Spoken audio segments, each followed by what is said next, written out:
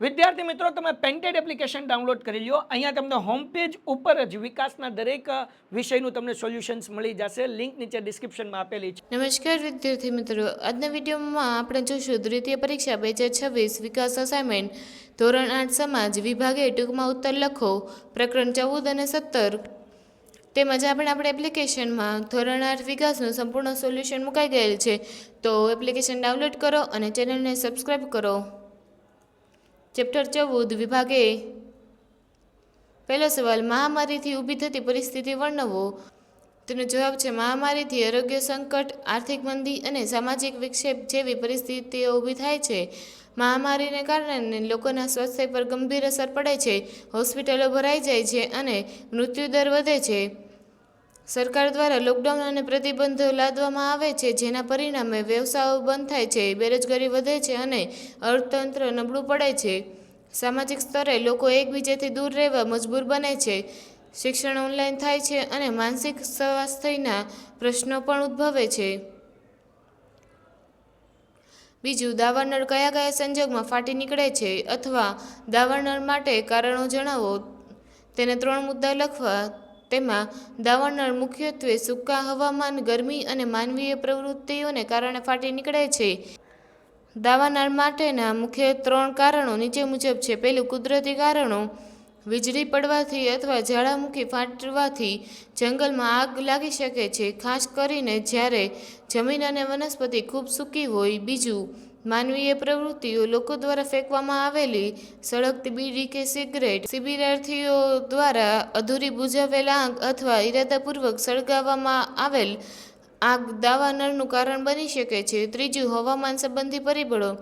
લાંબા સમય સુધી વરસાદ ન પડવો, ઊંચું તાપમાન અને સૂકા પવનો જંગલને અત્યંત જ્વલનશીલ બનાવે છે, જે આગ ફેલાવવામાં મદદ કરે છે. ત્યારબાદ ત્રીજો સવાલ, આપત્તિની અસરો ટૂંકમાં વર્ણવો. 3 મુદ્દા લખવા. તેમાં આપત્તિની અસરો, જાનમાલનું નુકસાન, આર્થિક પતન અને સામાજિક માનસિક સમસ્યાઓનો સમાવેશ થાય છે. તેમાં આપત્તિની મુખ્ય 3 અસરો નીચે મુજબ છે. પહેલી, ભૌતિક અને જાનહાનિ. આપત્તિઓ જેમ કે ભૂકંપ, પૂર અથવા વાવાઝોડું ઇમારતો, રસ્તાઓ અને અન્ય માળખાકીય સુવિધાઓનો નાશ કરે છે. તેમાં ઘણા લોકો અને પ્રાણીઓ જીવ ગુમાવે છે અથવા ઘાયલ થાય છે. બીજું, આર્થિક અસરો. ખેતીના પાક નાશ પામે છે, ઉદ્યોગો બંધ થઈ જાય છે અને પુનર્વસન માટે મોટો ખર્ચ થાય છે, જે દેશના અર્થતંત્રને નબળું પાડે છે.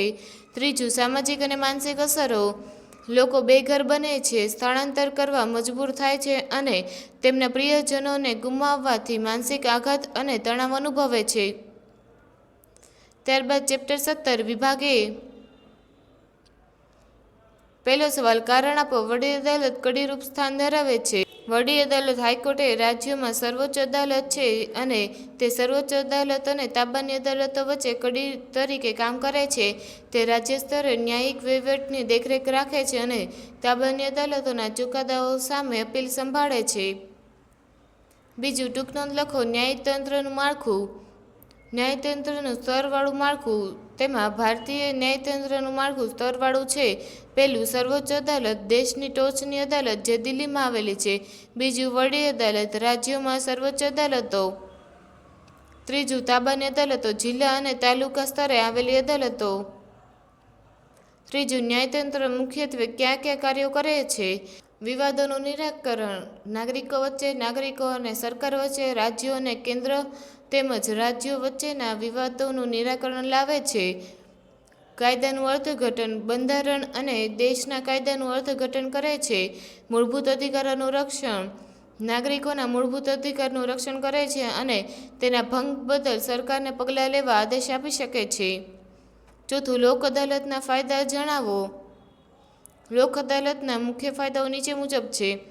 ઝડપી ન્યાય, કેસોને ઝડપથી નિકાલ આવે છે. ખર્ચમાં ઘટાડો, ન્યાયિક પ્રક્રિયા ખર્ચાળ નથી. સહમતિ, બંને પક્ષોની સહમતિથી વિવાદ ઉકેલાય છે, જેથી સદભાવ જળવાઈ રહે છે. અંતિમ ચુકાદો, લોક અદાલતનો અંતિમ ચુકાદો હોય છે અને તેને પડકારી શકાતો નથી. Thank you. આ વિડીયોને લાઇક કરો તેમજ શેર કરો તેમજ આપણે એપ્લિકેશનમાં ધોરણ 8 વિકાસ માટે સંપૂર્ણ સોલ્યુશન મુકાઈ ગયું છે. તો આપણી એપ્લિકેશન ડાઉનલોડ કરો અને ચેનલને સબસ્ક્રાઇબ કરો. વિદ્યાર્થી મિત્રો, તમે પેન્ટેડ એપ્લિકેશન ડાઉનલોડ કરી લો. અહીંયા તમને હોમ પેજ ઉપર જ વિકાસના દરેક વિષયનું તમને સોલ્યુશન્સ મળી જશે. લિંક નીચે ડિસ્ક્રિપ્શનમાં આપેલી છે.